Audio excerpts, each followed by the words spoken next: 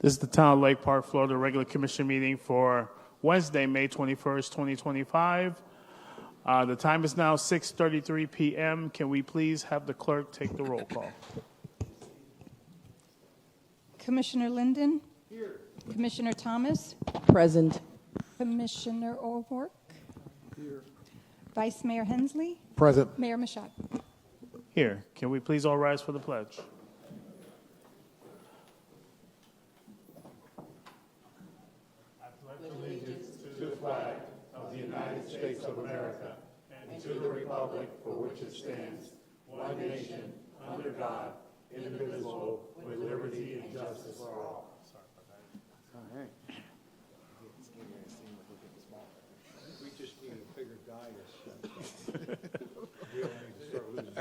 Okay.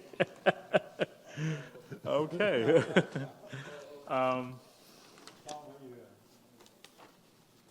Everybody welcome tonight. First, we have a special presentation and report. Presentation by... Oh, thank you. I jumped the gun a little bit too much there. My apologies. First, we have the approval of the agenda. Now, if there's any items you would like to pull off of consent, please say that now. Otherwise, if you see no issues with the agenda as it stands or any modifications you'd like to make, we will entertain a motion. Commissioner Linden. I would like to pull 5 and 6 off the consent agenda. Okay, so let it be on the record that Commissioner Linden is pulling items 5 and 6 off the agenda. And we will address those after we approve the remaining items that are on the agenda. Anything else? Commissioner O'Rourke? No? Okay. If there is no other modifications, I would like to entertain a motion for approval of the agenda as it stands. Motion to approve. Second? Second. All in favor? Aye. All opposed? Approval passes. Now, we have a special presentation and report from Florida Power and Light on town storm hardening, available power for new development, and town street lighting improvements. And we would like to welcome members of the P&L group that are here this evening. Thank you, Mayor, Mayor, Vice Mayor, Commissioners, Town Attorney, Ms. Baird, good to see you again, and Richard, good to see you again as well. Want to just quickly introduce to my colleagues as well. My name is Alon Koffer. I'm the External Affairs Manager for the area that includes this great town. And with me today are Robert Weiss, who's our Customer Service Government Accounts Manager, which includes the area of the town of Lake Park, as well as Gladys Reyes, who's here, who's one of our street light experts throughout the state. So we brought her along just for a little update on the street light projects and any questions on that front.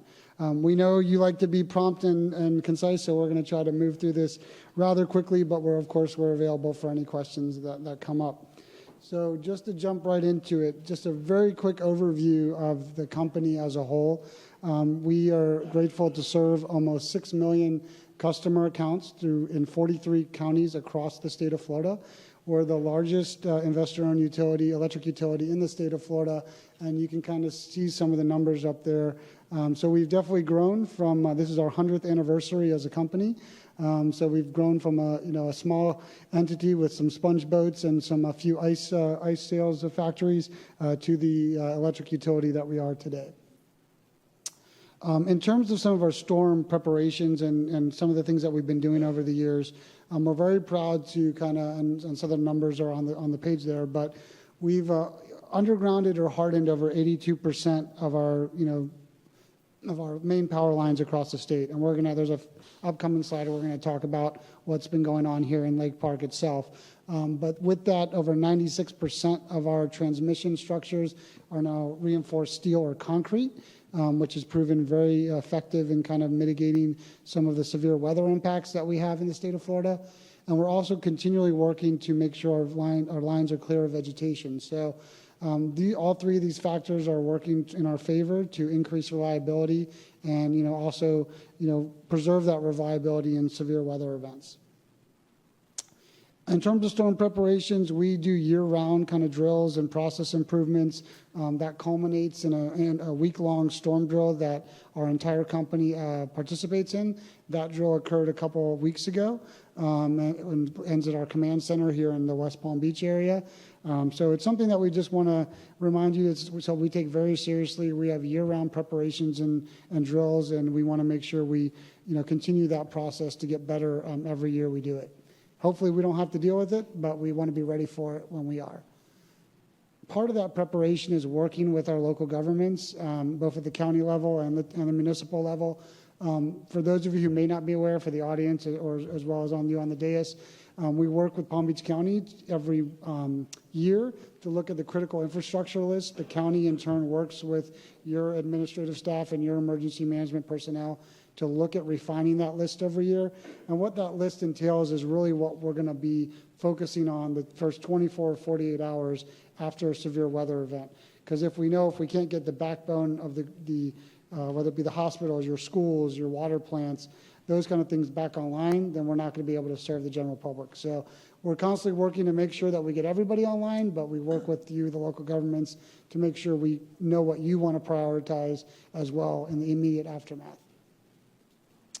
As a reminder to all of the residents and all of our customers, we highly encourage that you all have a plan as well. While we'd love to be able to do it, we can't guarantee that there will be no power outages after a storm weather event. So, now's the time to make sure that you have your plans in place. We have fpl.com/storm as an addition to all the information that you as a town provide. But if there's questions about electric operations, generators, we get a lot of questions about that and the safety of generators. So we encourage people to kind of look, use our resources as well as yours to educate themselves on that front. Just another quick reminder, that we try to get to people wherever they are. We know that we're in an ever-changing dynamic of information exchange. So we really try to be from our traditional kind of media, whether it be emails and just telephone calls, to your most recent apps that some of the teenagers or young adults may be on as well. We try to reach everybody where they're at so that you get that information. Very quickly, and there's a fun video on the website that people can go to, but just again, a reminder of how we restore power in the immediate aftermath of an event. We really are focused in the first 24 to 48 hours on doing damage assessments, figuring out where the problems are, and working on our transmission and the backbone of the grid to make sure that's up and running well. Then we will move down to the substation and the distribution and feeder line level, making sure that those are intact. And a lot of times when we bring those back online, if they're off, that actually brings a lot of residents that may be out on as well. And then we start working and getting into the neighborhoods.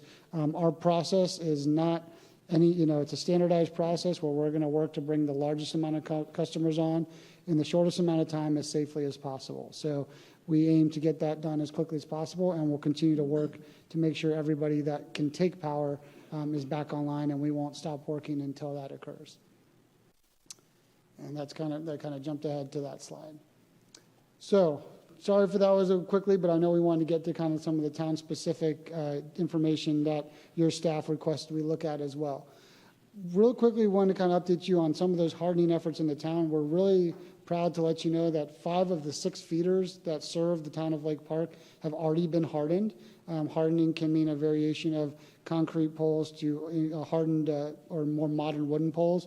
But 5 of those 6 feeders have been already completed in terms of hardening, and the 6th is already under construction. So you guys are well ahead of the game. Some places we're not quite as fully completed already, but you guys are doing great in that respect.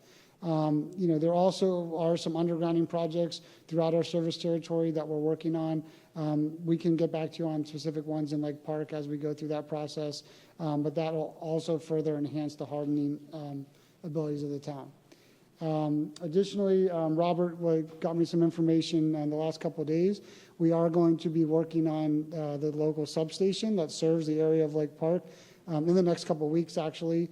Some of those efforts are going to be focused on reliability improvements. Some of them will look to make sure that we continue to look at increased capacity issues. We know you've got some developments going on in town, and we want to make sure we stay ahead of those capacity issues as best as possible. And we've had a great, back and forth with your staff as we work and look at those, the construction work that's coming up there. And you can kind of see a map here. This is kind of a map of the feeders that have been hardened to date. Go ahead, Robert. Hello, Jump it's in. Robert Weiss. I am the FPL account manager for the storm, for the town. But I want to mention storm real quick. He said it. During a named storm, I will still be the main contact for the town. So I know Bambi calls me. She's somewhere hiding in here.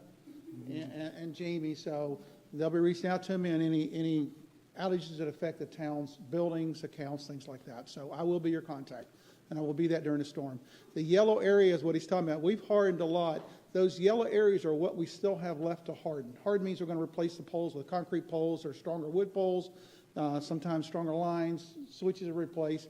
But that's what we have left to do in the town, scheduled to have it complete by the first quarter of 2026 at the latest. But that's all that's remaining. Then the sixth line will be complete for hardening. Okay? Go ahead. And with that, I'm going to turn it over to Gladys, who's going to give a quick update on the streetlight project. Good evening. So just a quick update on the existing, I guess this would be phase one of the lighting project that was submitted last year. We expect this to be completed construction, I would say late August to September, weather permitting. And this will include the 156 lights on existing distribution poles, as well as the 10 lights that were converted out to LED. Any questions? Concerns?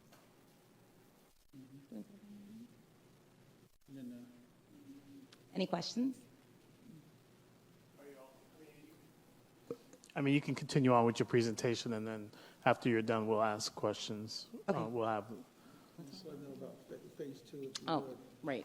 We were also looking to start working on the phase two of the project for, I believe it's 374 lights, and that is up and coming. We do have the details for what the city is requesting, for the town, but we would have to submit that to design. And I know there were questions about perhaps funding or upfront costs, CIAC. You want to talk about that? So there is, due to the Florida Public Service Commission, the LT1 tariff includes upfront construction costs, which would be cost in aid of construction, and that would be collected once the preliminary design is completed. We will give the town the figure of what that upfront cost would be if the town chose to go underground, which would include, linear footage for conduit and boring. There are different options. If the town decides to go overhead, that cost would be reduced significantly. You can do that with concrete poles, which I think was the request originally, or wood poles, and that would drive down aid in construction costs.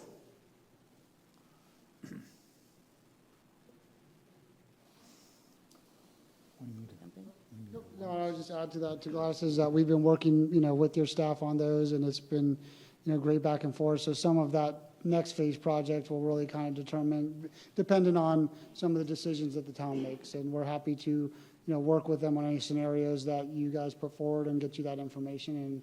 And, so we're happy to continue to work with that. And we'll also, Robert and I, along with Gladys, will keep an eye on the construction dates for the current project that's ongoing. Obviously, weather dependent, that can change some things, but we're optimistic that we can continue, hopefully in good weather, and we'll get that, by the, like she said, it was September, that we should be completed with that 170 poles that should be done. So. Let me add one thing real quick before you ask your question is, so when we split the phases up, the idea of going with 170 plus lights, or what was 156 lights, is we're putting those lights on existing poles. So there's no upfront money to the town. So that was why working with Jamie and working with Roberto in the past is chose to split it up. These we can do really quick, putting them on our poles without any upfront money from the town. The next phase, we've got to put poles in, because where you have selected that additional lights, there are no light poles there right now. So that's what they're talking about, either wood or concrete poles. So just wanted to give you a little quick overview of how we broke the phases out. Okay. And that's all we had, but we're of course available for any questions that you have and on these or other topics, and we're happy to. Okay, well, thank you for giving us that presentation as well as the update on the lighting, because that is a big interest in the community as far as where we are with the lighting, so I'm glad you did bring that up. And at this time, I will open the floor to questions from the dais to the presenter. I will start right here to my right, as well as ladies first, with Commissioner Thomas. Good evening. Thank you very much for the presentation tonight.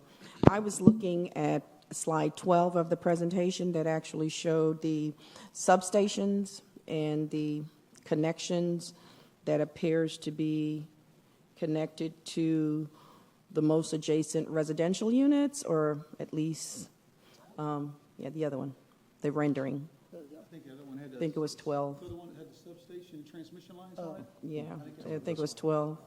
No. Go backwards. Yes. Yep. Now, by this illustration, it shows that there's a substation and then, of course, adjacent structures there with, it looks like direct connections. Well, I live very close to a substation here in Lake Park. And the last major storm, considering that we're only 2.4 square miles, the last major storm, I think, was in 2018 that we had here. And as close as I was to that substation, I did not get power until 4 days later. Now, I have always wondered, why is it that we're so close to substations and the persons who are closest to it get no power? And then I was told that the reason is because that power is typically generated to other locations or sent to other locations. Well, there's been a long time since 2018 and since we had our major storm. And you're talking about hardening those surfaces and lines that are out there. So has that changed? Has the policy or the way power is distributed changed since then, so that knowing that there's a substation that's south of us and you have these huge poles that are running along 3rd from Riviera Beach straight up, and of course you have a power plant that's in Riviera Beach, and then you have a couple of substations, coming north here. I want to know, why is it that our 5 blocks did not, I think it was probably the entire city, because we ain't but, 5 fingers, was actually no power. So has that changed? So without knowing exactly how the wiring is, and I have to go back and look at that neighborhood, but just because a substation is nearby another residential neighborhood doesn't automatically mean that that neighborhood is being fed, as you kind of mentioned, from that substation. It could be routed from another feeder. Some of that's just dependent on maybe when the neighborhood was built versus when a certain feeder line was put into place.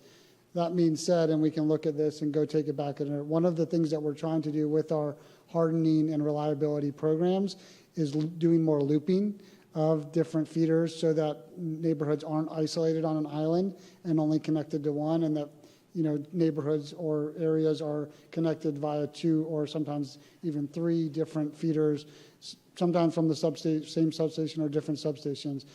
To exactly your point, that hopefully if there is a situation where there's an outage that's coming from a certain direction due to a fault in a certain area, that then we can reroute power to that line from around the other side and the different feeder. That doesn't always work 100% of the time, but one of the things that we're doing as we harden these areas and also as areas redevelop, we look for opportunities to loop those in, since the way things were done 30, 40 years ago, the engineering wasn't quite as good as it was from a redundancy standpoint. So where we see opportunities to create redundancies and looping, we're certainly trying to get those in as quickly as possible. Well, So it also, brings to mind too, yes, you're correct. We're 100 years plus old, right? But at the same time, there is a lot of redevelopment too that's going on, in the area. And so when we think about the fact that there have been upgrades in substations, power, towers being more efficient usage as far as fuel, I would imagine at this point in time, we should be integrated into the system, that we shouldn't have these problems. Let me just add in. So right now, in the last, since of course 2018, it's been a while now, but FPL's invested a lot of money in the smart grid. Smart grid allows us now to have automated switches out there. So let's say from the substation through your house, something happens down the road. Now we have the switching capability to switch that off of that main line and bring the section that can be energized up much quicker, which is what you're referring to. Okay. So you're going to see a lot more of that happening. One of my accounts the other day, Palm Beach State College lost power, and we were able to switch things around and get them up with like 10 minutes. So with the smart grid, we can do automated switching as well as handing a crew out to the field to do the switching. So things have changed quite a bit in the last 7 years. So not saying you won't have power outage, but just let you know the changes that have taken place. Well, I mean, it certainly affects us because we also have a new structure that's going to be coming online, you know, and I would hate to see that we have, you know, over 500 residents just in one building, not including what we have here, completely out, and that's a new development.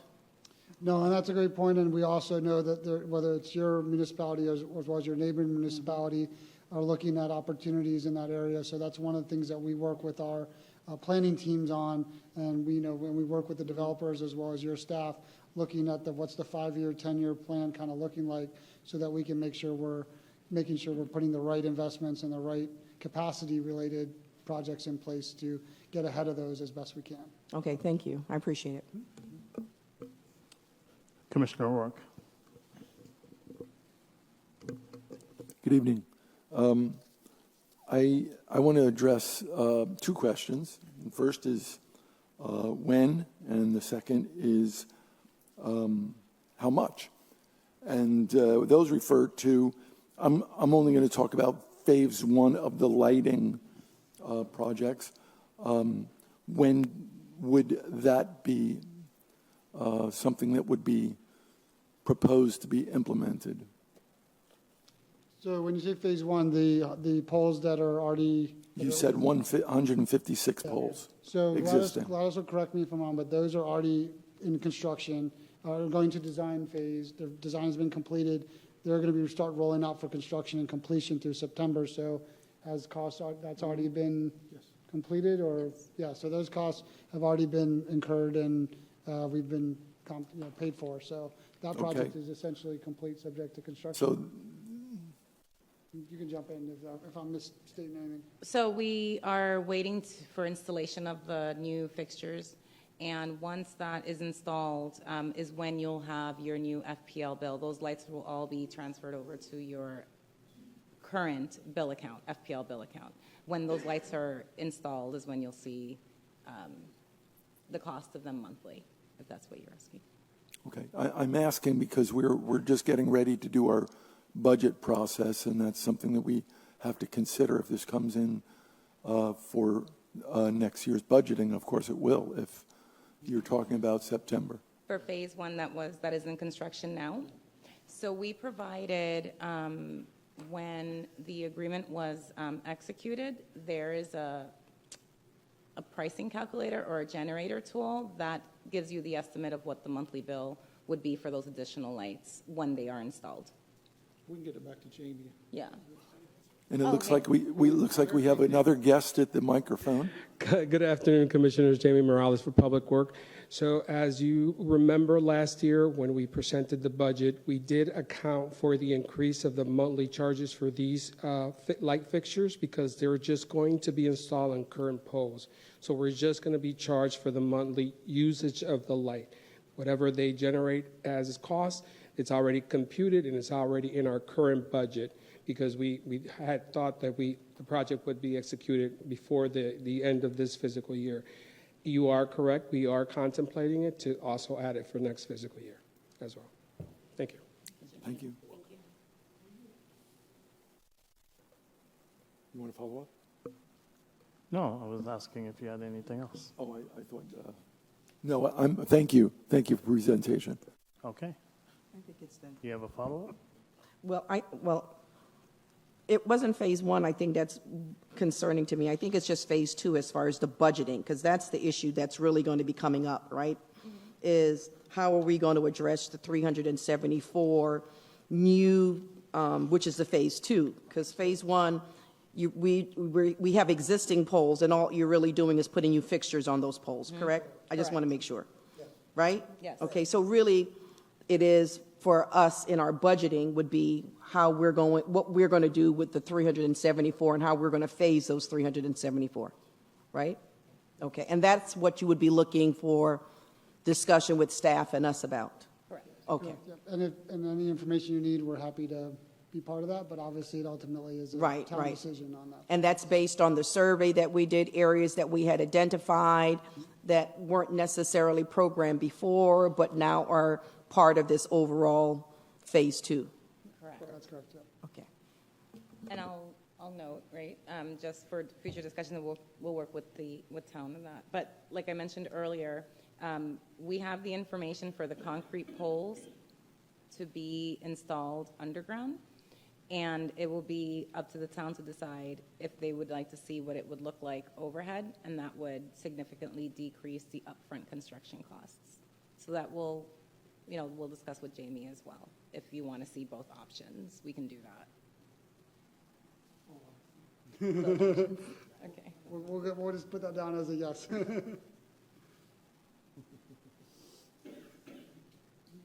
All set? Okay. Commissioner Linden. Thank you very much. Nice presentation. Appreciate it. I have a request, though. For your future discussions on the slide, you're going to discuss a lot of this lighting with staff. I would ask you to please include the commissioners up there.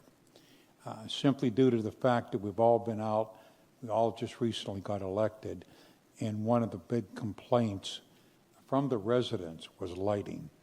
And I'll just point out one big example. We have a school, Lake Park Elementary, and mid to late December, they do a caroling, and they go around the school. Well, each year for the last 4 or 5 years, we had to bring in portable lighting because there's no lighting down there and you can't see. That's one of a number of streets that we could discuss. But child safety is important to me, and as we turn the clocks back, even though the kids get out at a reasonable time, sometimes it's a little later. So I'd appreciate just including us so we can help give you some of the feedback that we got from the residents, all right? Thank you.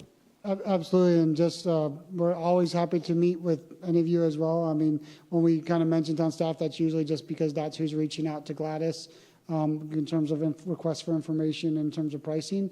But whether it be lighting or any other issues, Richard's got both Robert and my contact, and we're available anytime, any request. Or if you've got a constituent that's got a concern that you need to bring to our attention, please don't hesitate to reach out, and we'll happy to look into it for you. So. Thank you again for the presentation. Also, you can, from when we were talking about this last time, we gave feedback through staff to give to them as well on what your constituents were telling you in terms of their immediate area. So that's another way you can do it as well. Okay, that's good. Without seeing the feedback, I'd know. Understood. All set? I'm all done. Thank you. Thank you again. Vice Mayor. Good evening. Thank you for your presentation, and I want to also thank the staff and Jamie and the town manager and Robert, you guys, for the communication on the tornado warning and getting Northern Drive back up for that. So I really appreciate that. I've been on this project probably for a year, so I really understand it, and I was able to get a map where the light's going to go. I'm just going to make sure there's no changes for the first phase where the light's going to the regular poles that was stated at first, correct? No, yeah, I mean, whatever you provided us and we worked on, that's where they're going. If there's changes to the subsequent phase, that would have to be something that you relay to us that we would have to amend. But, yeah, that's all I have for that. Phase 1 is. Thank you. Okay. Only question I have, since now we are in the world of solar, has there ever been any consideration to implement solar in terms of, in the event of emergency, lights go out, substations down, now our town's in the dark? Has there ever been any consideration for solar panels to be like a secondary option for us, given that the storm might, depending on the storm, it could be hanging there, it could very well pass quickly, but then again, we're bright and sunny again. Has there ever been any considerations to that? As a kind of a supplement during the time where you're trying to fix these substations and get us back to normal? Sure. So we are always open to looking at every opportunity we can to get the grid back up as soon as possible. The solar farms that we operate usually are still in operation and can produce the power. It's typically where we have the outages is due to some kind of failure or damage to equipment that needs to be repaired to deliver that power to the homes or to the businesses. So we're always looking for new opportunities. So if we identify something that can be in terms of portable generation, I'm sure we will look into that. But generally, you know, from what I've seen over my time at the company is that we have the generation capacity. It's more the delivery directly to the homes. And, you know, thankfully we're getting much quicker at restoration. So those times have come down a lot, but it's not necessarily the generation issue that we're dealing with. And I know currently you offer that to homeowners as a secondary option for those that are in the budget, correct? So we have a couple budget programs in terms of budget billing and load control. We don't generally operate in the area of rooftop solar or portable solar. We just have our solar farms, but there are programs in terms of billing, in terms of air conditioning and pool pump load controls that can reduce people's bills over the course of a month. And those that commit to these solar farms, are you getting a high percentage of people that are transitioning to that? There are people throughout our service territory that do choose to put solar panels on their house, either to partially offset or completely offset their electric use. That's something that there's an interconnection tariff that we can put into place. Again, it's not a business we're in, but our customers that choose to do that, we have a process to work with them on to make sure that the power that's going back and forth from their system to ours is safe and is not going to cause a problem for either side. Sure. You know, FPL does have a tariff program for solar, to install solar for customers as well, but that's for, you know, businesses like you'd want to put one on Town Hall, or we've worked with a few, Palm Beach State College again with their Gardens campus. So we have that. For the house, are you talking about our Solar Together program where Correct. a customer adds an extra? That's correct. That's really going to be an increase. Customers going to pay an extra, I don't know, make it up $4 or $5 a month to help get the solar fields out there. It's not really saying the solar feeds your house directly, but it does participate in getting solar in the community. Solar Together is offered for businesses. We offer it for residential as well. Okay, Okay? okay. Sorry about that. No, that's okay. I had a feeling you weren't feeling it. Right, so that's why I got Robert here to back me up. All right. Well, again, I do thank you for your presentation as well as answering all our questions, and we look forward to hearing more progress in the future. Thank you. We appreciate the time and have a great rest of the Thank meeting. you. Bye now. Thank you. Thank you. Okay. Next, we have public comment. I have 2 public comment cards, and if there are any more public comment cards, especially if they're for certain agenda items, we would like you to please submit them. I will, and again, of course, as you know, public comments are 3 minutes total in time per person, so please be considerate to the other person coming up behind you. Thank you. First, I have Michael Steinhauer. And I believe these papers that are attached to here are for all the council. Okay, thank you.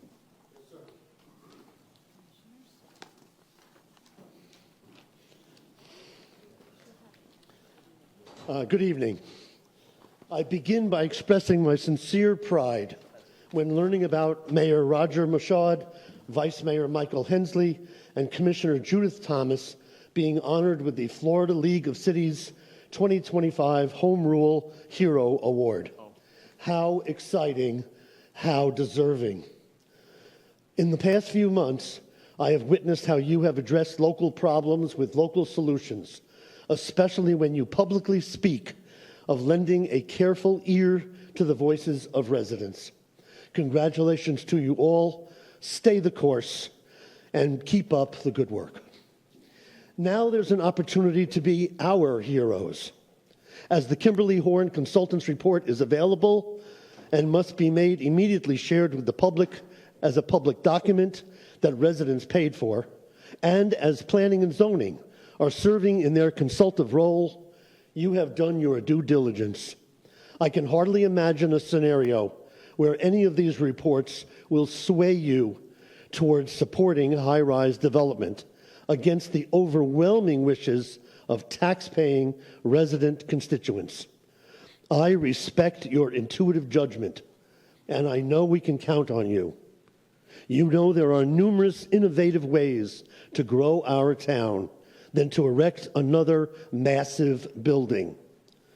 To do our part, you can plan on resident standing room only turnouts for both June 2nd and then again when the final votes are cast. As your award provides witness, we believe that with our new town manager, current mayor, and most commissioners, Lake Park has a renewed sense of partnership for a creative, lasting future, one where the voices of residents are truly heard and honored in this and other issues.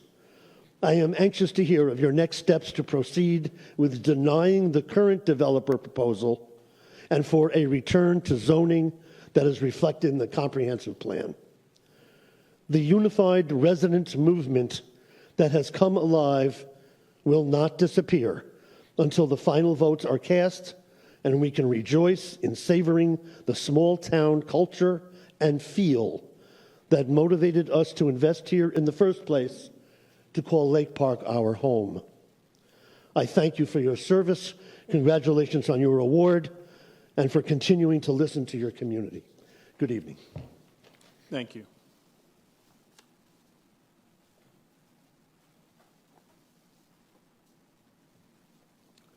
Mary Taylor.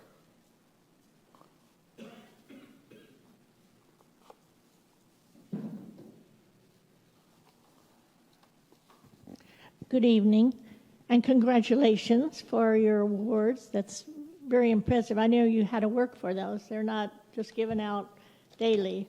But I'm here because I received this envelope, and in it was a nice check. I had my driveway, you know, the driveway thing last March came up, and I wasn't real happy about it because I was on the bad list. I was on the rock list.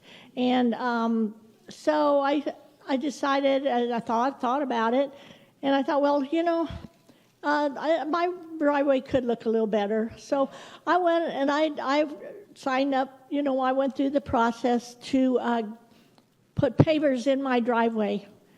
And it started like October, getting the quotes and everything, and I just finished it maybe a month ago. It's installed, and it looks beautiful. It looks beautiful. And the reason I want to thank you. I want to thank the Community Development Department. They had no problem with it. That was not the reason. They were not the reason it took a while. It was some other problems with the contractor. I wanted the best contractor, and you go for the best contractor, you got to wait a while because everybody else thinks they're good too. But I just want to thank everybody for making the good decisions. All is well that ends well.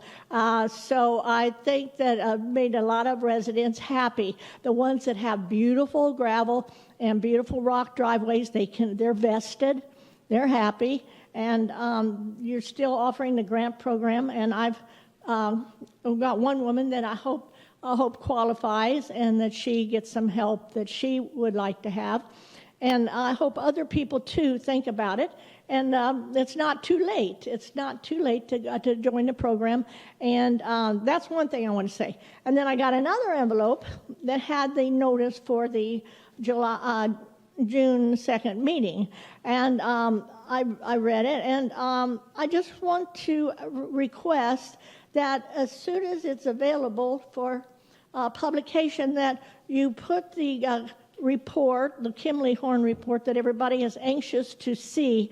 Would it be possible to put it on the website? Because an informed resident, they feel included, and they're less likely to, entertain rumors and go off the deep end. I don't want to see anybody, uninformed. I just think it's a good policy to do that. And, I still have some time left. So all I want to say is, thank you very much. Thank you very much. And I feel positive about everything will work out. It usually does. So thank you very much. Bye. Thank you, Ms. Taylor. Okay, that's all the public comment cards I have. I know, Ms. Taylor, Ms. Dorothy Taylor, you have a public comment card, but it's geared towards an agenda item, so we'll hold off on it till then. Okay? Okay. Next, we have the consent agenda. We still had 3 items on consent. Just for the record, again, items 5 and 6 were pulled from consent by Commissioner. 5 and 6 were, yes, 5 and 6 were pulled off of consent by Commissioner Linden. So I will entertain a motion to approve items 2, 3, and 4 that are still remaining on consent. I make a motion to approve item 4, 5, 6. That's our You 2, mean- 3, 4. 2, 3, and 4, yes. 4. That's already on consent. Okay, do we have a second? I'll second. We have a first and a second. Any other further discussion? Seeing none, those in favor say aye. Aye. Aye. Those opposed? Consent passes. Next, we have our 2 items that we pulled from consent. Item number 5, Resolution 270525, Town of Lake Park Traffic Calming Policy for Local Roadways. And I will start off with you, Commissioner Linden, since you pulled it off of consent. The floor is yours. Thank you, Mayor. I appreciate that.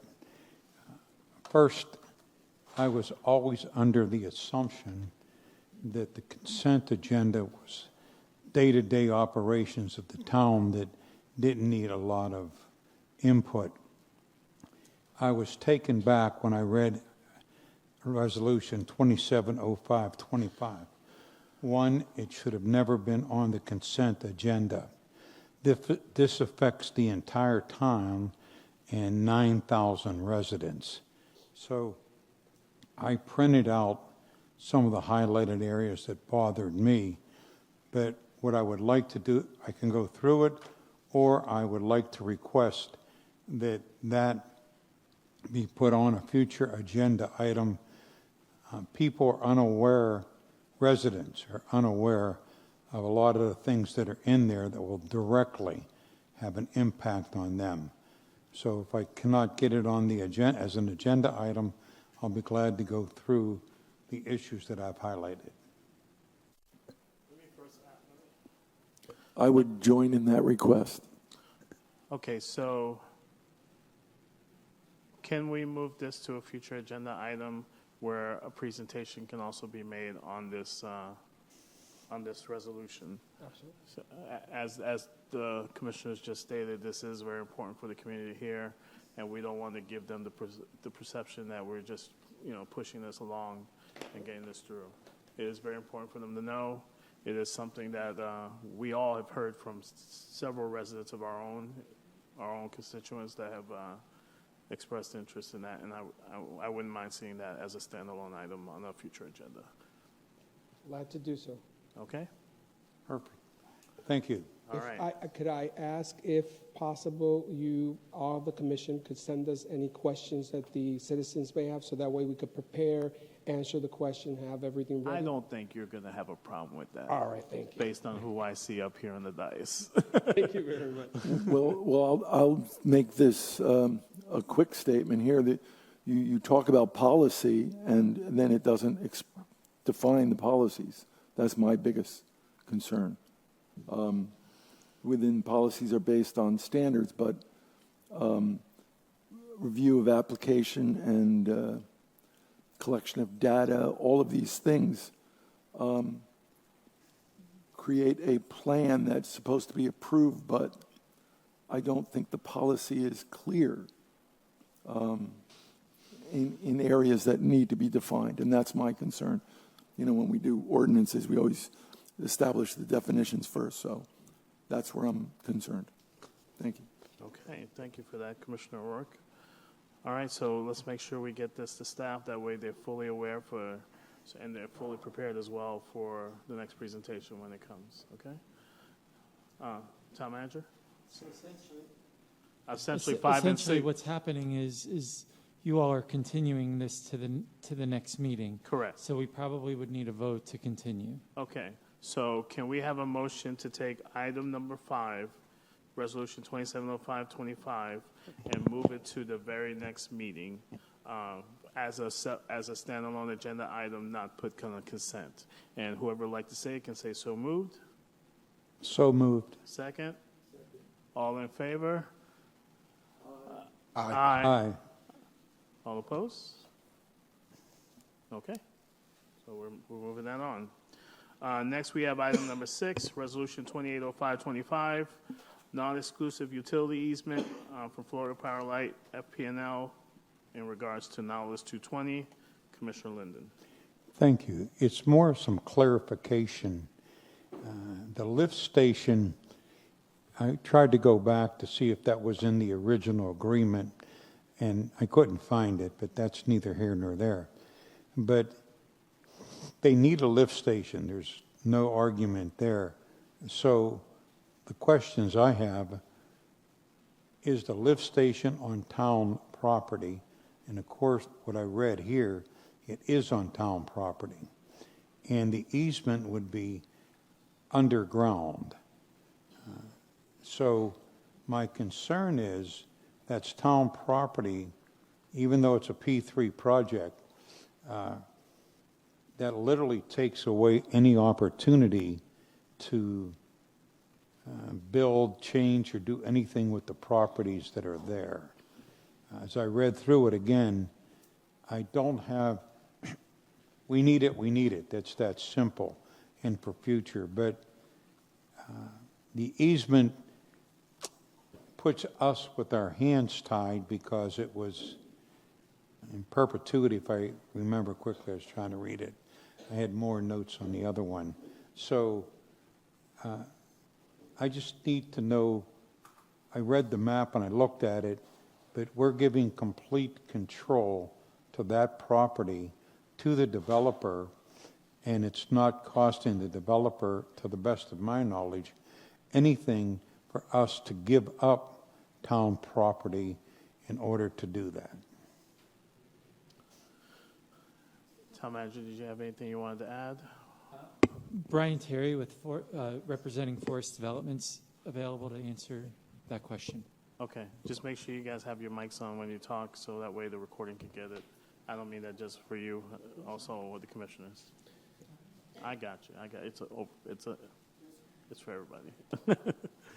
Sir. Good evening, Mayor, Commission. Good to see everyone here this evening.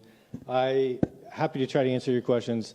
So, just to be clear, the lift station serves not just the Nautilus development, just so we're all understanding it. It serves all the residences and businesses from Avenue F on the west end up to Date Palm on the north end, Silver Beach Road on the south end, and then the entire marina property. So what the lift station is doing, the lift station is taking capacity away from the one that exists in Kelsey Park to accommodate, which is that lift station is at its capacity. So certainly Nautilus is dependent upon it, but then it is serving a much broader resident and business base for the town of Lake Park. The easements that are being proposed, they would be underground easements, obviously, or there'll be a directional board underneath the ground. Those locations for where the easements are being shown, and as the legal descriptions identify, are directly adjacent to the Lakeshore Drive connection, as was always anticipated that there would be a road and a public access connecting Silver Beach to Bayberry. That is where those utilities are to be located. It certainly is important, otherwise the lift station can't function. And so at least certainly the development plans that are as partners with the town on the P3, that has been contemplated, it's been accommodated for. The easements are shown in the development plans that your staff will have reviewed and will review going forward. This is just the execution of the location of those easements so that the power can be placed to the lift station. I'm not sure if I answered all your questions, but. Yeah, obviously an easement means you can't do nothing on top of it. If you do, and there was a problem, now you have to dig down. If you was to put a building up, now you got a bigger problem, So, but I understand the necessity for it, and looking at the map, which wasn't 100% clear, and if everyone's looked at it, I'll just let it go because it is a project. And since it is a P3 and we're one of the partners, it somewhat makes sense to me. So, thank you. Sure. You have any other questions, sir? No, That was it. Any other questions from any remaining members of the dais? Commissioner Thomas? I just want to confirm, non-exclusive would mean that it's open for all For to other use, utilities right? to utilize as well. Non-exclusive, so it's not exclusive to Nautilus.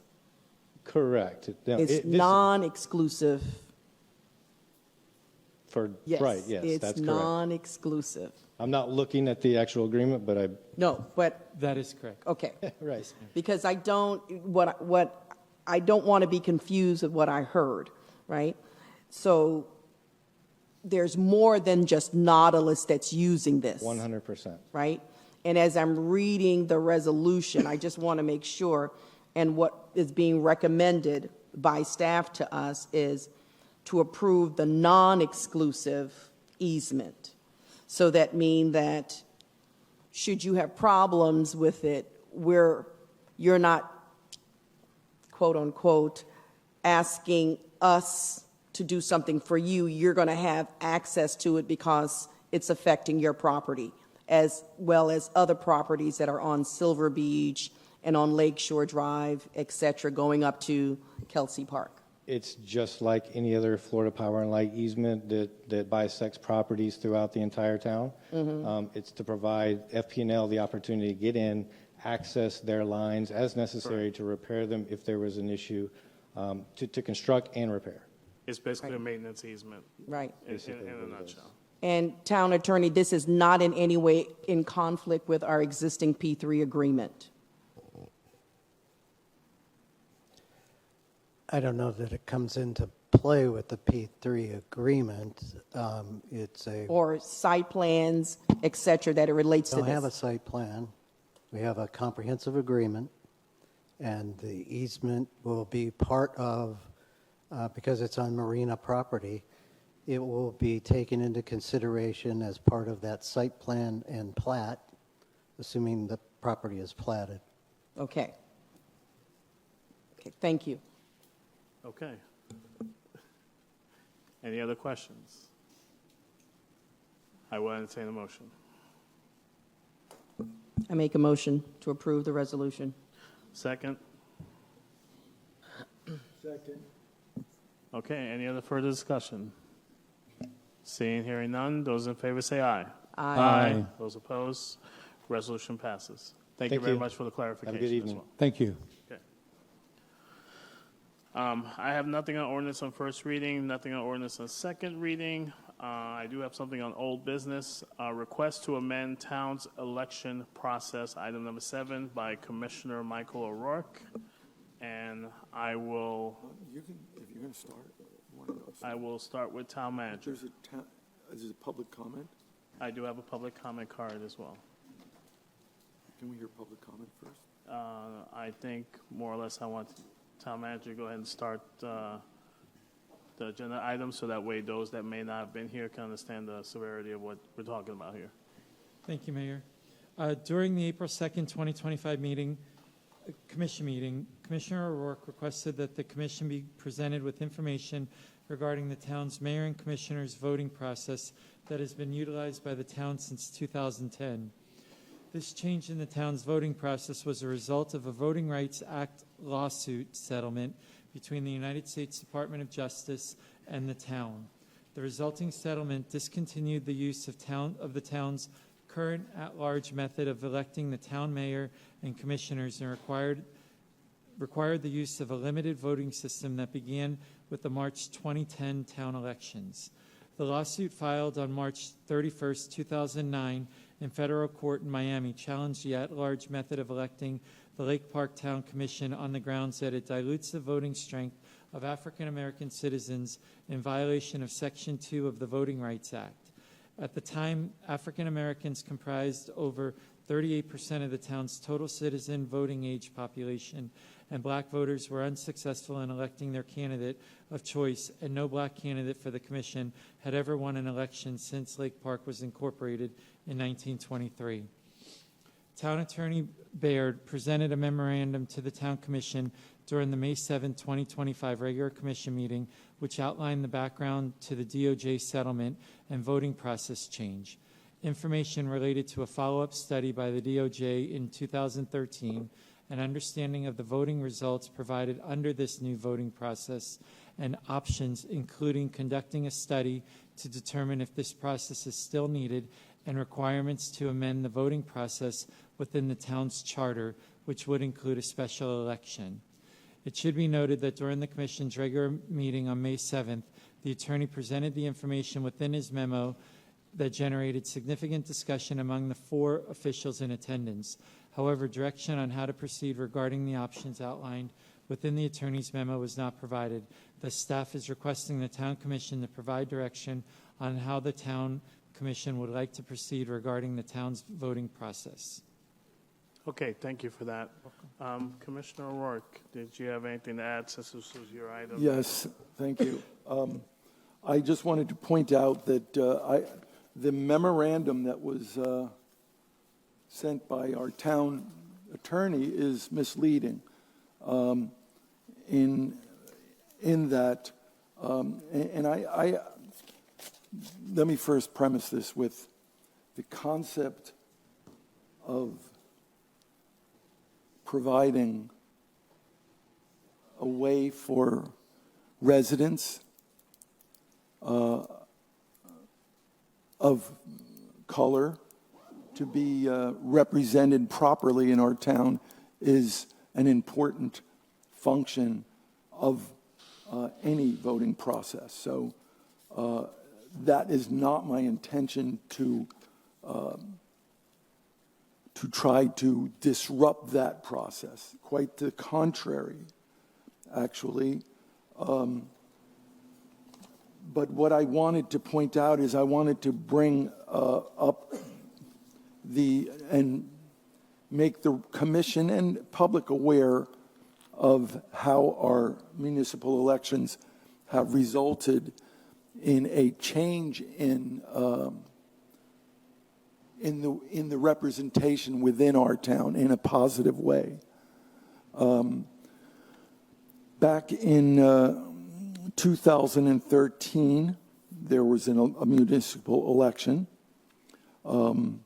Prior to that, I think, Ms. Taylor, you were the only one that had run as a person of color in our town. And the lawsuit, my understanding, and I could be wrong on that, but my understanding is that that lawsuit came about after that election.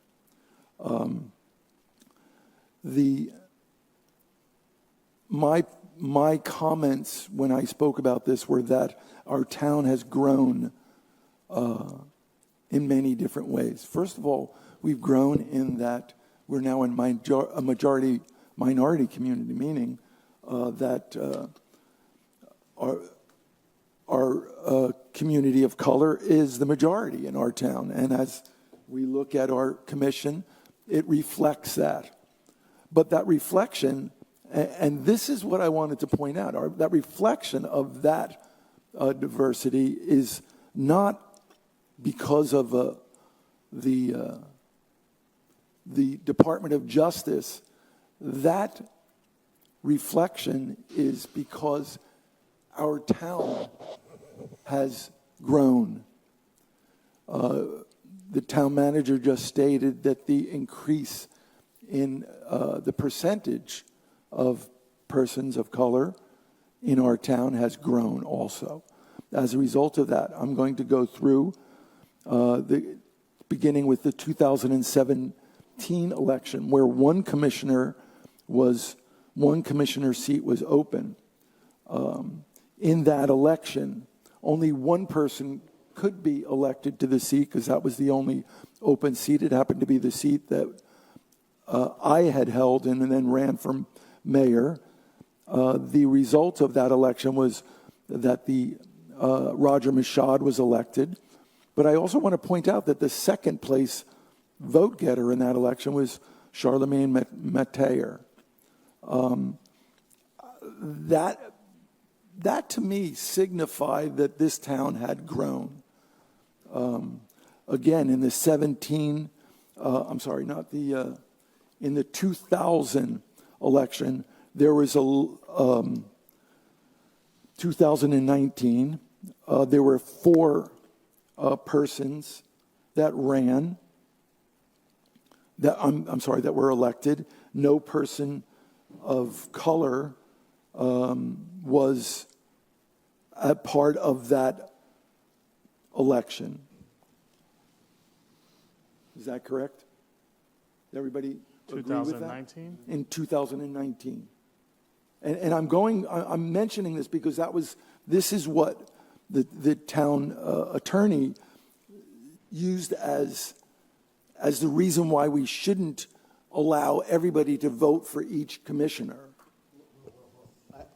That is not the conclusion of that memo. Well, It let me doesn't read your- recite it anywhere. This is providing historical information. And by the way, it was 2009, after the 2009 election, that the town was sued. And there was more than one black American that ran for office. Okay, I thank you for that. I'm trying to get the proper history, Tom. But in elections for 4 commissioners in 2019 and 2022, Roger apparently was the only black candidate to qualify for the election. That's what I was making point to. Yeah, 2019, I was the incumbent, Right. In 2022, correct? as well as 22. Right. Yes.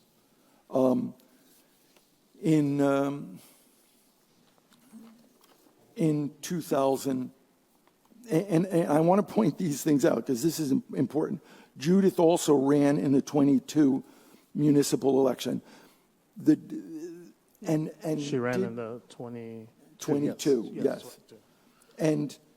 And missed by 5 votes. But attributing that to simply for color as a way to make this seem as if we're still in a bad place, I would point out that was also a primary election, and the number of total of votes went from around 500 to 713. So there was an anomaly there. And in fact, one of our speakers here on public comment, Mary Taylor, was elected, and again, by a slim margin. Mary, at that time, ran on a one-issue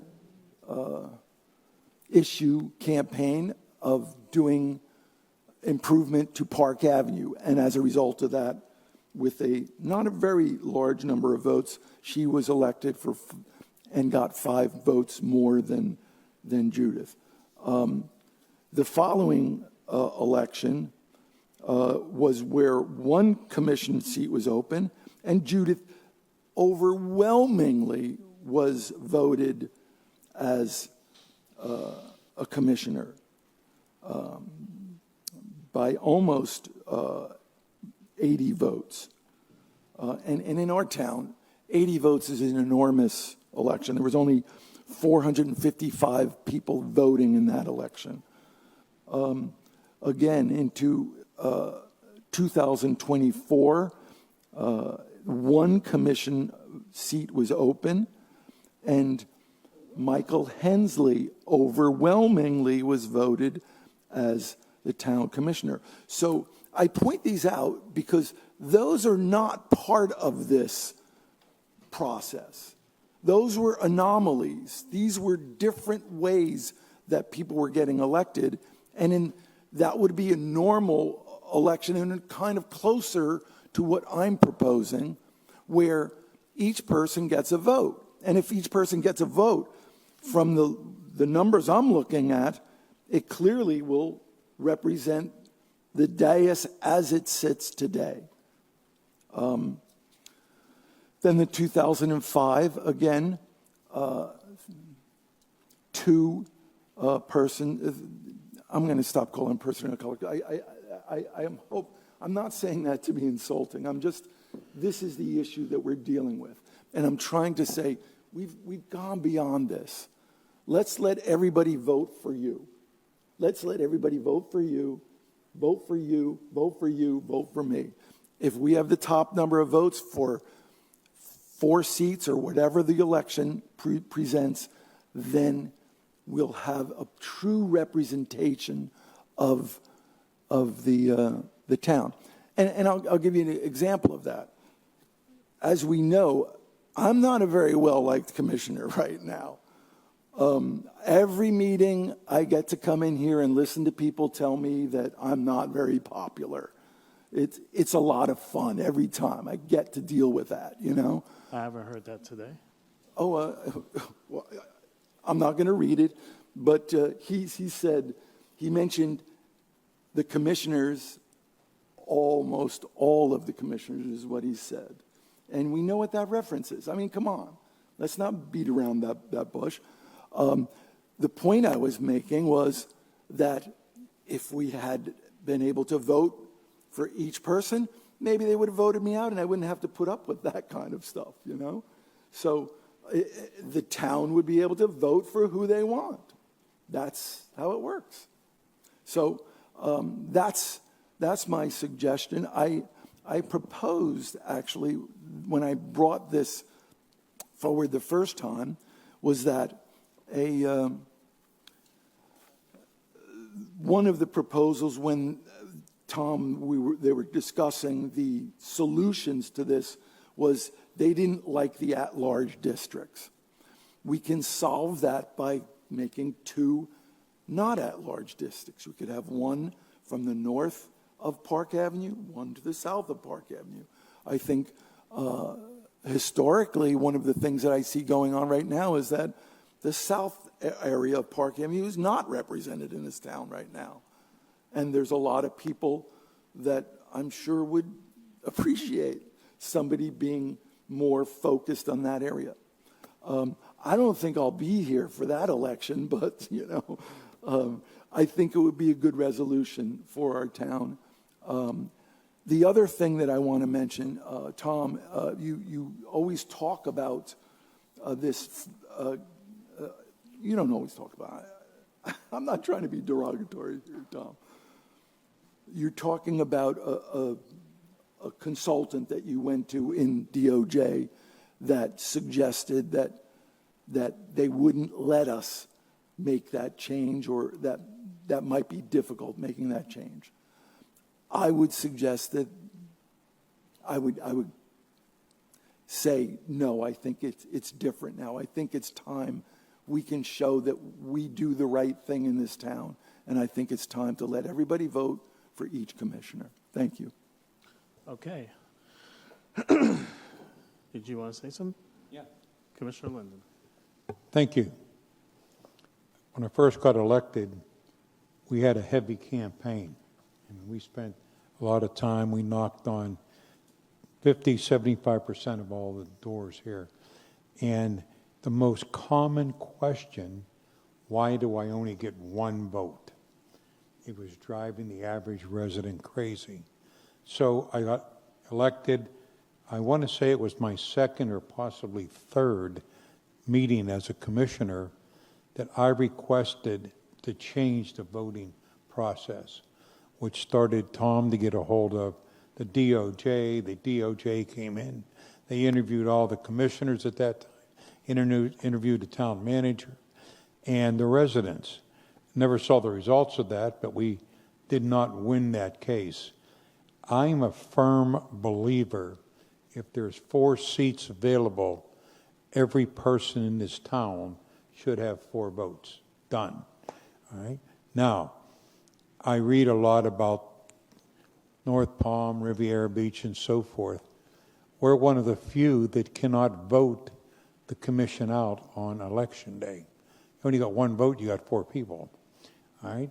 If the 4 of us are doing a terrible job, the citizens have the right to voice their opinion. All right? And so I would be in favor, complete favor, of changing our voting system. I don't know if we need north and south. I don't know if we need 4 districts. I think that we could do it. The proof is right here in front of us. The three of you did an outstanding job. Outstanding. When you look at the results, when you pull the records from the supervisor of election, you can see how you were. And I would support a motion to go back at the DOJ or whomever any given time and get us to the point that every other borough township has in Florida. To the best of my knowledge, and I could be wrong, there's only one other area in Florida that has the vote where you only get one vote. No, there is none at all. So we're the only one? Okay, I stand corrected. Thank you. So we're the only one in the state of Florida that does that. And I agree completely with Commissioner O'Rourke. We need to do something to give our residents what they want. And every one of us ran, and every one of us campaigned, and I'm sure I'm not the only one that was questioned, why do I only get one vote? So, thank you, Mayor. Thank you. Commissioner Thomas, I don't have anything to say now. can you please turn the mic and repeat what you said? I don't have anything to say now. I'd just like to hear public comment. We have Okay. people that are wanting to speak. Vice Mayor. I also want to let the public comment speak, but I just want to just say on the record, I've been pretty much campaigning for a year, and I got a chance to knock at some doors and hear residents, I like this candidate, I like that candidate, I get one vote. But when you talk about representation of Lake Park, because I'm a guy that kind of like a challenge and like to work my butt off. So I believe when you're sitting up here and we're one vote at large, we all should be representing each part of Lake Park, not just the south, the north. And when I say that, I mean, I believe I do. I go to the south, the north, the east, and the west to talk to neighbors. Having one vote is challenging, but it makes us work hard for the residents. And so I'm going to listen to what the public wants to say about it. Either way, we still going to have to work for the residents if it's one vote, two votes, three votes, or four votes.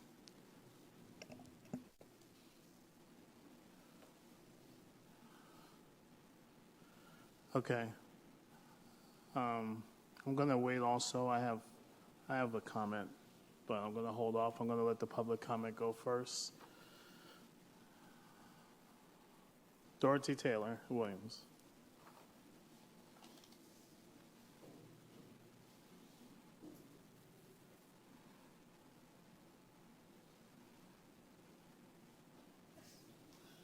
Good evening. This is the second time that I've appeared in front of a Lake Park Town Commissioner dressed like this, and it has a meaning. My name is Dorothy Taylor Williams. I'm a resident of Lake Park for over 35 years, and I'm on Cypress Drive.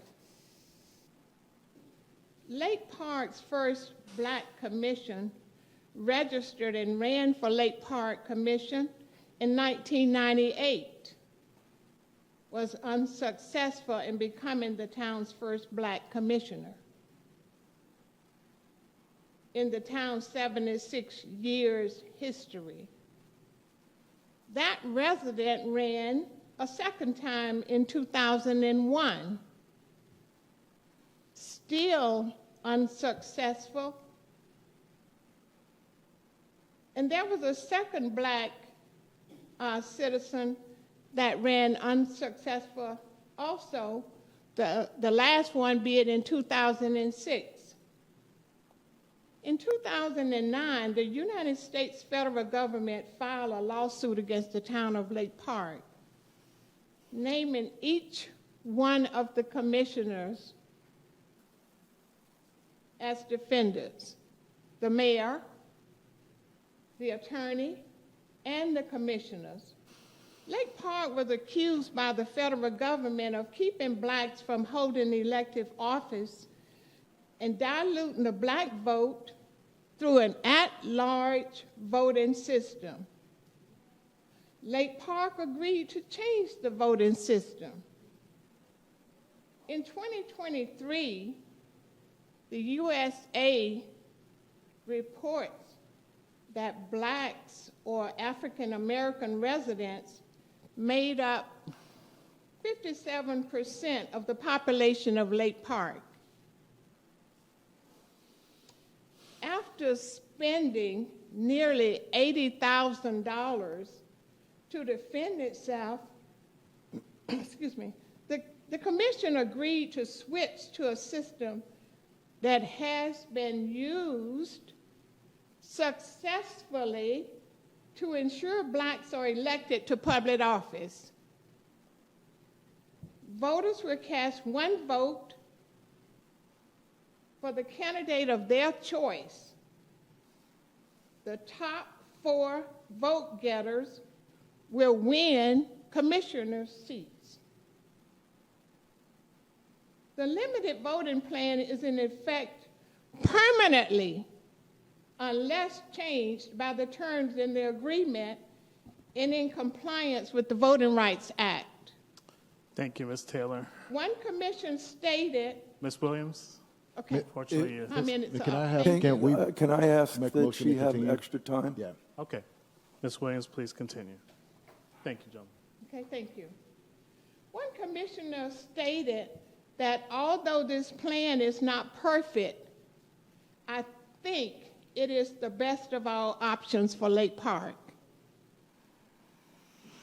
As a result, it works, as the town elected its first black commissioner in the town in its 94-year history.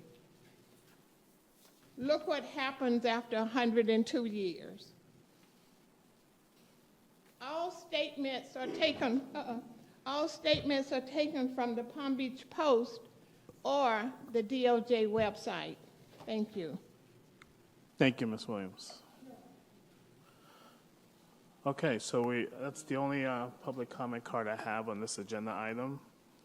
I don't know if Commissioner Thomas, you wanted to say anything? Yeah, I would. If you, before you two say anything, I'd like to say something. And I've heard all the sides from Commissioner O'Rourke, Commissioner Linden, and I've vacillated because, of course, I understand the severity of why this happened and why this occurred and why the voting system was changed due to disadvantages of minorities. And I'll use the word minorities. I won't say black because there's more than just blacks in this town. But I don't feel that's the problem. And here's why. And I went ahead, and while everybody was deliberating and talking and doing their discussions, I went to the supervisor of elections office and tallied up stats from past years leading up to now. So in 2024, there was an election here in the town. And before I give you the numbers, I want to clarify that this town is just under 9,000 residents in this town. 9,000 residents that could be 9,000 voters. With that in mind, in 2024, we only have 531 votes. In 2023, we only had 455 votes total. In 2022, which I believe that was a key year, which was our highest vote total to date in my term here in office, 713 votes. In 2019, 466 votes. In 2017, the first year I came into office, 579 votes. So I decided, okay, let me go back before me. 2013, mayoral election, 363 votes. 2010, 565 votes. So to me, the problem is not changing the voting system. The problem to me is where are the voters? Because I just said in my first statement, we have just under 9,000 residents. And so far, I haven't given you 10% of any amount of voters within these past elections. That's a problem. That's a big problem. And I think if we have an initiative to go out and get more voters, I think that will solve the severity of how the voting system works, because then you have more voters to delineate who they want to vote for. Not that you have to change the system to recreate how the voting is done. We need voters, people. We don't need a voting system change. I just gave you 1, 2, 3, 4, 5, 6, 7 years of voting under 10% of percentage of voters. I hope you all looked at me and thought that was a problem when I was saying these numbers, because to me, it is a big problem. I'm not proud to sit here and be like, I won with only 455 votes that I took the most from, because that's not the problem. The problem is not necessarily just about who lost and who won. It's about who is voting. You can't tell me you only come out for a presidential election when local politics is just as important. That's why we always preach home rule. Home rule is important here, and the local people need to know that their voices can be heard when it comes to local politics. It's not about the system. I'm speaking for me in here. I haven't heard from either one of you two or what you think, what's going on, what's happening. But when I look at numbers like this and I read numbers like this, clearly the problem stems with the amount of people coming out to the polls and not how we have them coming out to set up the polls for. And that's all I got to say. Commissioner Thomas. Well said.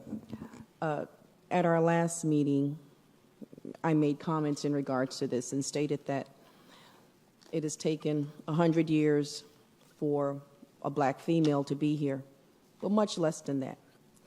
I say to us, would we be having this discussion if this community was completely homogenous, whether it was all black, whether it was all white, whether it was all Asian?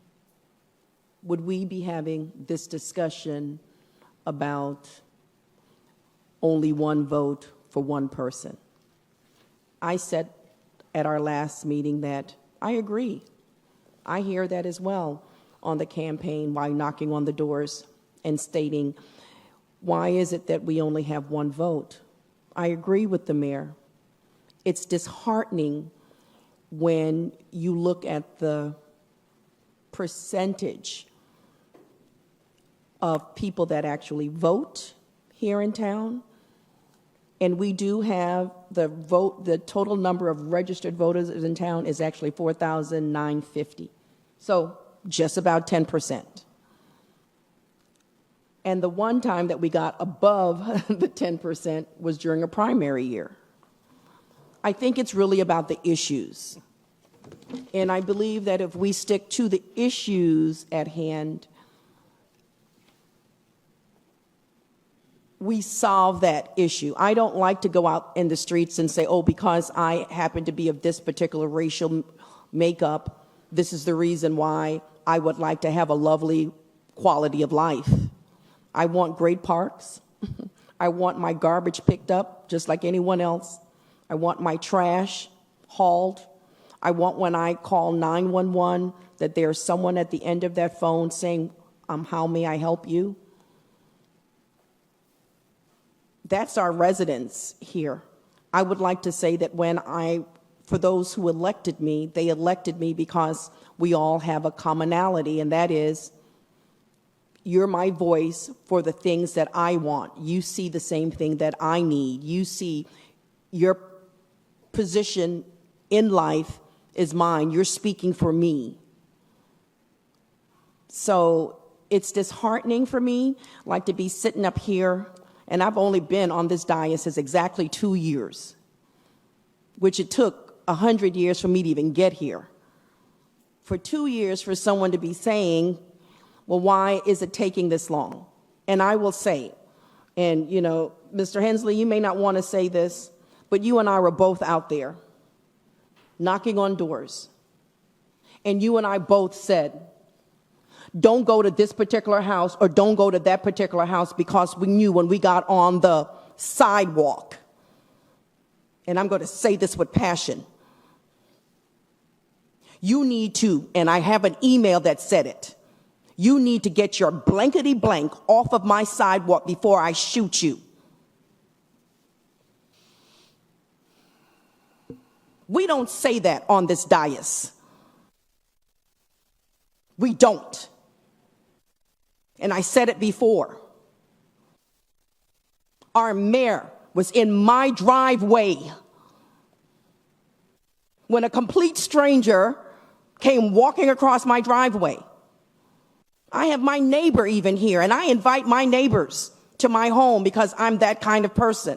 Whatever it is that I share, I share. And the mayor said to me, Commissioner, who's that person? I said, they do it every day. Every single day, every opportunity that they have. And I best not say something. Do I come here and talk about that? No, because to me, my representation is for the people. What is it that you would like to improve here? What is it that I can do for you? Not how many people are going to get the votes. Go out there, knock on the doors like the rest of us do. So, to be honest, I would like this to change, but this should not be the issue here. We have much more to be talking about than how many people gets how many vote, when they get the vote, and how they get that vote. There are people, and I will say this, thank God for Dorothy Taylor Williams. Thank God for, at the time, who is now Commissioner Bobby Powell. Because I'm going to tell you, before I even got here, those individuals, and especially Bobby Powell, said, Thomas, I know you. Let's make this work. And I said, I'm not ready. And I wasn't ready because of the ridicule that I knew and he knew and everyone else who was in this community knew that we were getting. That is the fact. Change it or not change it. It takes a lot to upset me. It really does. But this, I don't want to have any part of this, because what we need to be speaking about is what's in the good intent for our public. When I go up here, I don't look at color. Oh, well, you need to get a better park because you are this color and you're that color. And it infuriates me to be thinking about this right now, because I would say to you, my time should be used much better than this.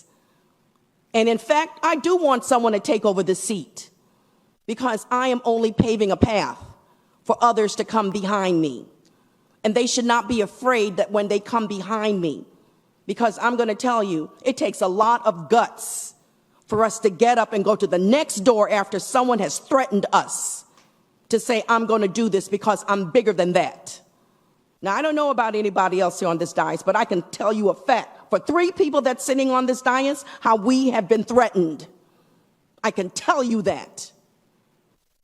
And I'm going to say that is all the discussion I want to have regarding this topic. All.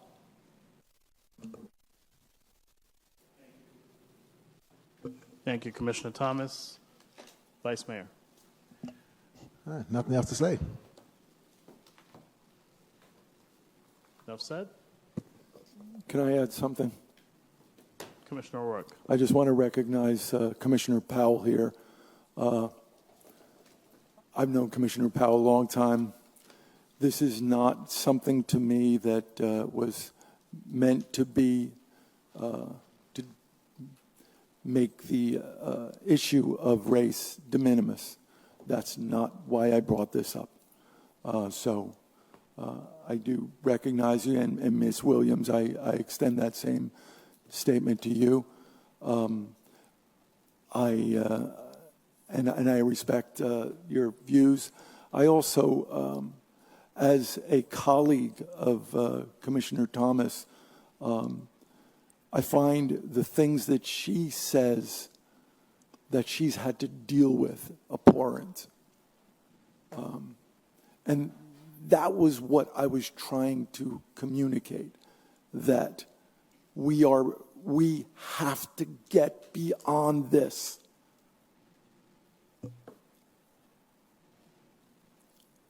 Judith, you said that voting should be about issues.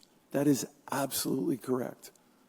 But it doesn't, you're correct, it doesn't hide the ugliness of what else is involved. So thank you for your comments too. Okay. Do you have anything else to add, Commissioner Lind? Okay. I have one more public comment card, and I'm going to allow you the chance to speak. Pablo, perhaps? Yes, sir. Yes, sir. Yes, Mr. Mayor. My name is Pablo Perhax. I've been a resident of Lake Park off and on since 1968.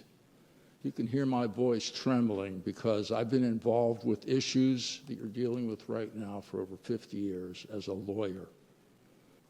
I know many of you personally, and I have seen the hatred that's in this community, and I didn't come up here to talk about that because I've had my house damaged, signs removed, when I have placed signs for national people running in national elections.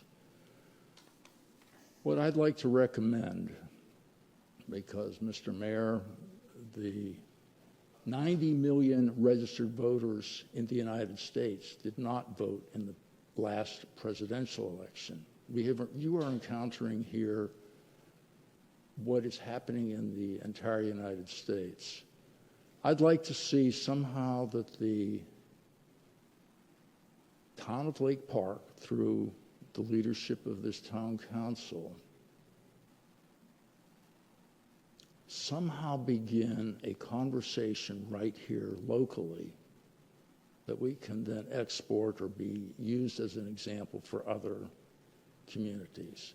And if that we just need to get the voters out. We need people to be engaged in government in ways they aren't. So what I'm here to do is to suggest that somehow, and I don't know how that vehicle would be, but if you come up with an idea, that I would be glad to participate. And I thank you very much. That's not what I really came to stand up to say, but I thank you very much, and I listened to Commissioner Thomas, and I know everybody except, I'm sorry, I forget your name. I'm the commissioner on the far right. But I want to thank you for letting me speak, and I understand that these are issues that I want to see Lake Park deal with. In 50 years, things change, but not the way I'd like to see them change. So thank you very much. Thank you. Thank you, sir. Okay. I understand that the onus of this is to provide direction.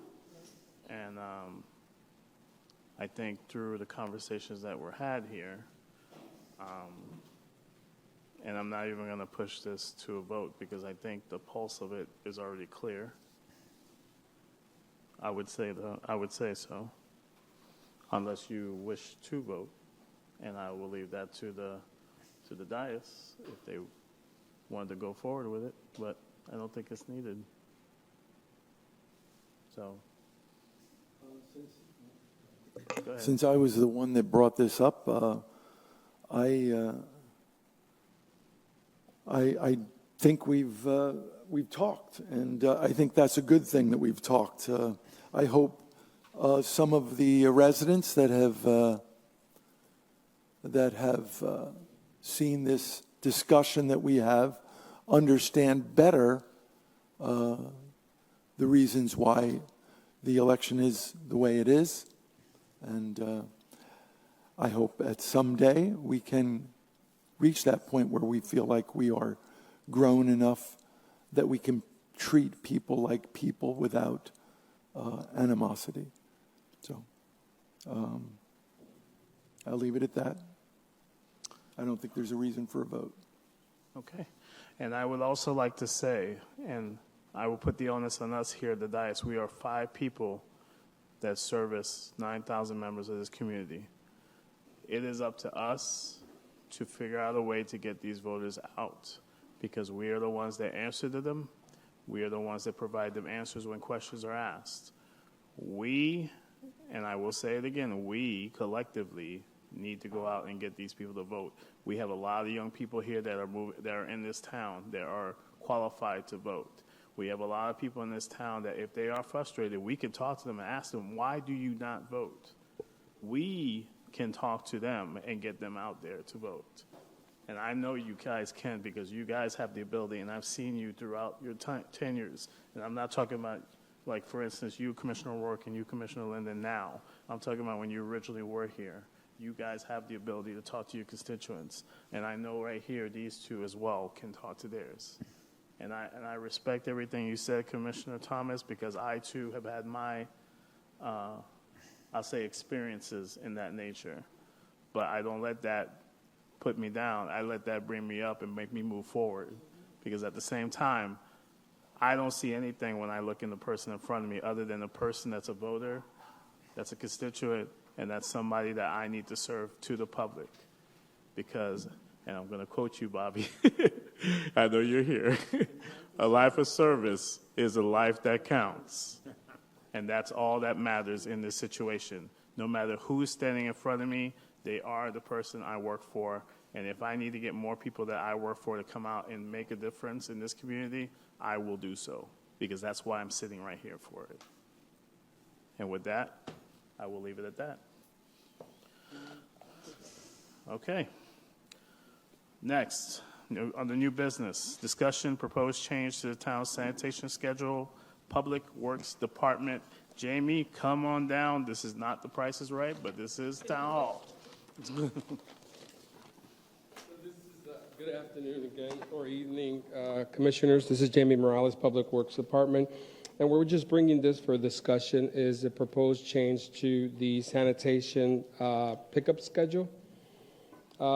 Basically, the changes are more towards the Wednesday and Friday, and the reason why we're proposing this change is to maximize our resources, current equipment that we have, and how we can maximize the life of these equipment. They're not new equipment, so we're trying to minimize the usage of wear and tear on these equipment. So the proposed new schedule is on Monday. We will have regular garbage pickup around the entire town, but at the same time, we will use the clamp or the grapple to do the vegetation on the north side.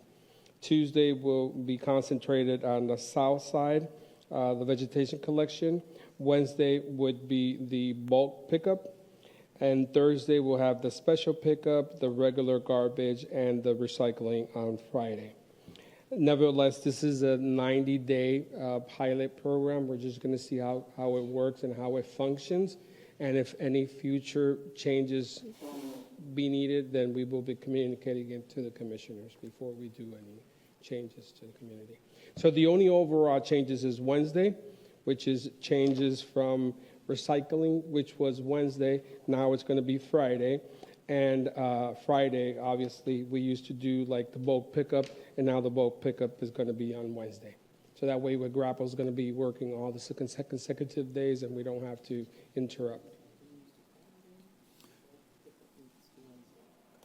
We will be communicating to the citizens before we fully implement. So we're going to post it, we're going to send flyers and such and forth, just to let them know. Okay. Commissioner O'Rourke.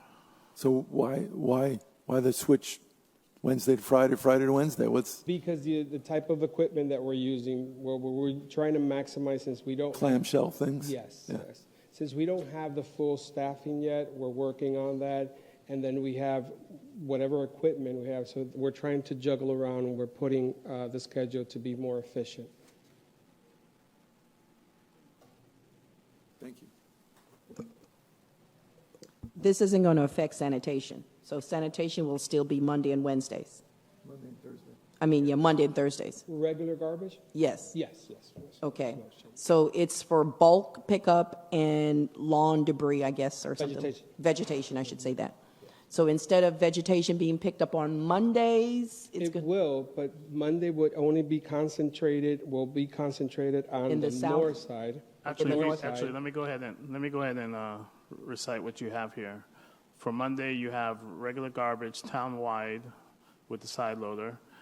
Vegetation collection on Monday on the north side of town with the grapple and the clam. Tuesday, vegetation collection on the south side, now the other half with the grapple and clam. Wednesday, bulk pickups town-wide.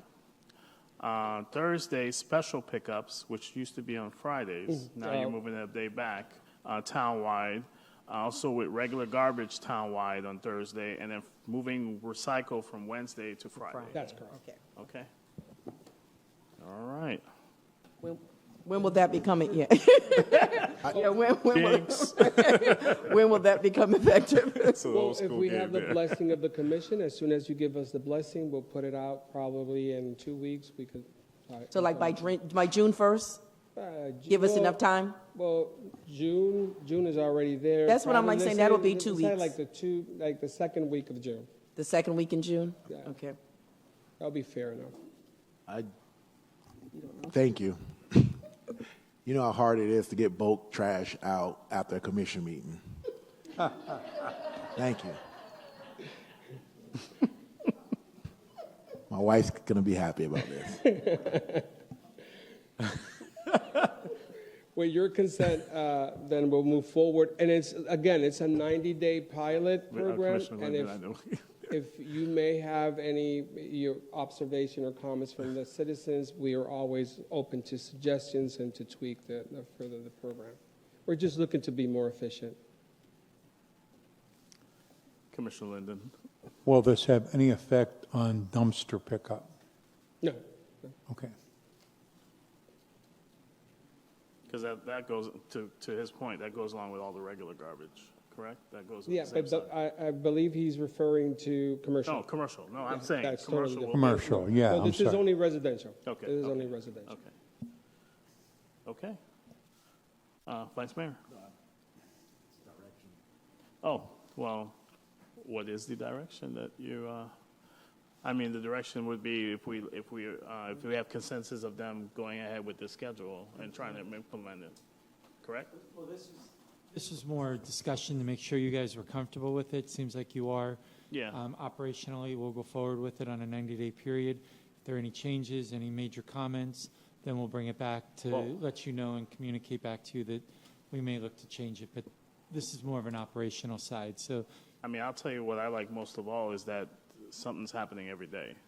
Yeah. And I think that's the problem with the residents. When they don't see nothing happen and there's a problem, and you're sitting there watching your garbage can from the window like, And there's always truck? there's always the option that if you need something to be picked up because for some type of special, you could call. They could always call us. We tell them, and we'll go and pick it up. I believe we also have a service portal that we can also go online, doing the PSA and a plug-in here, that we can also send you guys a job ticket to let you know about that, correct? That's correct. All right. and what'll be nice is that we'll have a consistent schedule going forward. We won't have to put out a notice every week about what the schedule is, and it'll be more consistent. So I really appreciate Jamie and his staff. With regards to staffing, if I could real quick, we're working hard at changing a lot of the way we've been hiring, and so Jamie's been able to hire a number of new staff members as well to support this process and program. So we appreciate it, and we'll keep you in the loop on how it's working. The credit goes to Bambi's team. They've been very helpful. Are we still looking for CDL drivers? Are those really? Okay. So we're still down. We're doing a lot of progress. I got to admit it. We've done Really? a lot of progress, but we're still there. Yeah, we're still down. Yeah, probably like 2 or 3 positions. Yeah. The only thing I would ask is that we start putting information out now, Yes. so that consistently, in all of our sites, even like, door hangers or something like that, and we can just put and just say it's a 90-day trial, to see if this works best for you, et cetera, et cetera. A 90-day trial for the town, For the town. right, to see whether or not that's more efficient Yes. for us to operate it that way, right? Okay, yeah. So just to ensure that happens. Thank you. Okay, thank you. Thank you. Good evening. All good? Okay. All right. All right, we're all good with that. That's all the agenda items I have listed. Town attorney comments. No comment. Town manager.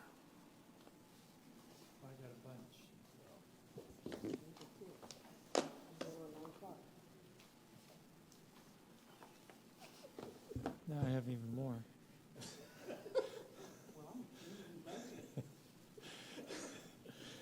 Just a couple quick notes. Of course, we have Memorial Day upcoming, and we wanted to announce that our annual Memorial Day ceremony, which will be sponsored by the VFW Post 9610, will be held in Kelsey Park on Monday, May 26th at 11 a.m. Also, with regards to Memorial Day, there'll be a number of closures. All town offices and the library will be closed, and there will be no residential sanitation collection on Memorial Day. However, the Lake Park Harbor Marina will remain open during the holiday. As a reminder, and we talked about it earlier with the FPL presentation, storm season is beginning on June 1st through November 30th, and we are urging all of our residents and businesses to begin reviewing their storm and emergency plans and checklists. We as a town will do our best to keep our community informed and as safe as possible throughout the season. If a storm were to affect the town, we will also do our best to recover and restore services as quickly as possible. Wanted to announce also that our library will be closing for renovations beginning tomorrow on Thursday, May 22nd at 8 p.m. The library will be expected to reopen on Monday, July 7th at 9 a.m. During the closure, the flooring of the public areas of the library will be replaced, and the children's room and the teen room will receive makeovers. During this time, virtual services will continue to be available. Our services will continue to be available either virtually or at alternative locations within our town, and those services would include checking out ebooks, e-audiobooks, movies, TV shows, accessing crafts and hobbies, and Mango languages, along with many other materials using your library card. Additionally, our staff will continue to be available by returning calls and emails throughout the closure. The town Sunset Celebration will be held on Friday, May 30th from 6 p.m. to 9 p.m. in Kelsey Park. We talked a little bit about our change in our hiring process, which has allowed for more streamlined and easier. It's more streamlined and easier for applicants to apply for positions, and we are promoting our open positions in many new locations, many of which do not require a cost to the town, which has led to the improvements in our hiring and Public Works Department. Some other quick announcements or requests. Wanted to ask the Commission about a proclamation that is being requested to be placed on a future agenda. It would be for declaring the first Friday in June as National Gun Violence Awareness Day. That's something I believe that you guys have done in the past. Okay. Yeah, we've done in the past. And then I would like for Nadia, if she had a minute, if she could come up and just talk about our upcoming joint meeting. And then I have one last comment after. Thanks, Nadia. Good evening, Nadia DiTomaso, Community Development Director. To provide the Commission with an update on the joint meeting, as we have heard, it will be held on Monday, June 2nd in this room at 6 p.m. Kimley Horn will be leading the discussion. They will provide their presentation on their recommendations. We did notify the community through direct mail. The mailers were sent out to all property owners and all local addresses to address the tenants, and the code officers are also hand delivering the notices to all of the businesses in town as well. And we actually just had a discussion with Kimley Horn today. While they have some information put together, they're finalizing their document, and they hope to have that ready for distribution and publication Wednesday or Thursday of next week.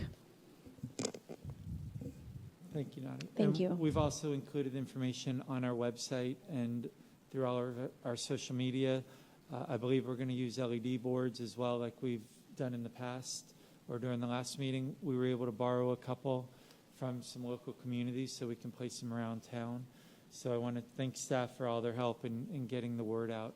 And we will prepare an agenda item for this, which will include the recommendations that will be posted on our website and through our agenda site as well. So the public will have access to see it prior to the meeting. If we do get one, portable one, can we consider Flagler itself, Flagler Boulevard? Because that's a main thoroughfare for all Absolutely. the residents. Absolutely. And then again, one last item. I want to wish Commissioner Linden today a happy 29th birthday. Yeah. Happy birthday. Thank you. 29. Yeah, man. Must be nice. I remember those days.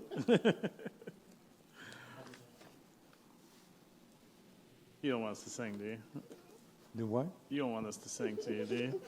No. Two of you already did that coming in. And that embarrassed me enough. Well, I hope you're having a good happy birthday. All right. Yeah. All set? Okay. Commissioner Thomas? Nothing. Commissioner O'Rourke?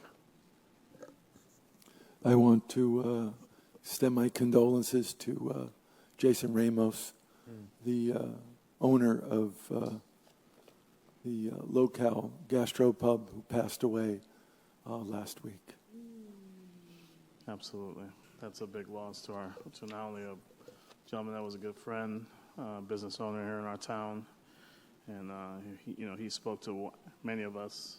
All of us have talked to him on the dais, as well as those that have been here on the dais in the past, and that's a big shock, and our hearts go out to his family as well as his friends that he has that were very close to him, and know that we're here as a family, because he is a family member to us as an extended. So, yeah. Okay, Commissioner Linden. Thank you very much.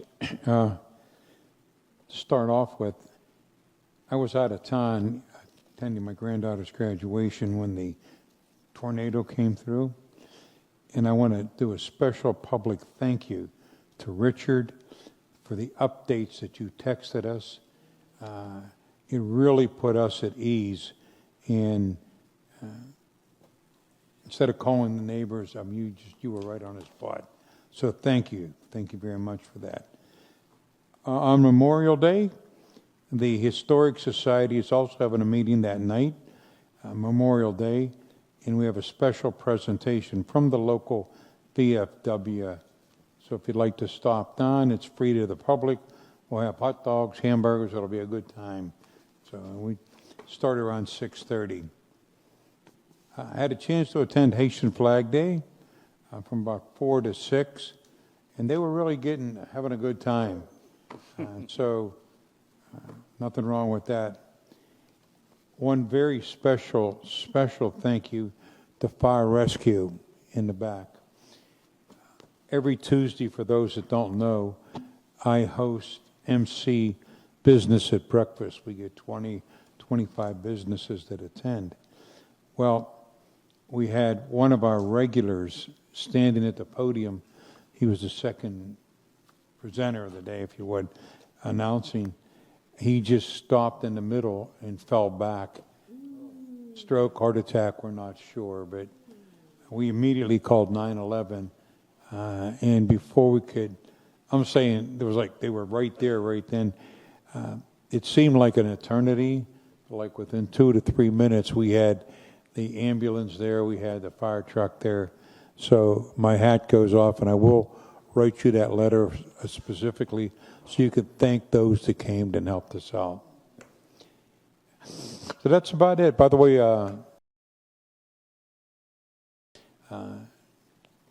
got in touch with them, and the doctors are still, and we got a hold of them, and they were in an accident a while back, so, but Yeah, so anyhow, he's doing better, hopefully a full recovery. So That's good to hear. that's about it. Yep. Thank you, sir. Thank you. Um, Thank you. Vice Mayor. I also want to send my condolences to Jason, a good friend, business owner that helped out the community. Myself, it was fun going, sitting, talking, eating, and watching the sports games with him and his family. I'm going to ask the mayor to consider for what he done in the community, maybe a proclamation for him and his business that he has. Also want to say happy birthday to John. And I had a great time at the Flag Day celebration. I hope that we can continue to do that and be a part of it at Lake Park. I didn't know I could still jump rope, but I possibly can. It was real fun, and I really enjoyed it. Yeah, we know you walked around with the trophy. I walked around with the jump rope trophy. Jumping rope champion.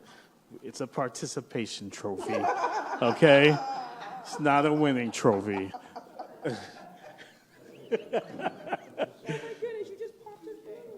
That's okay.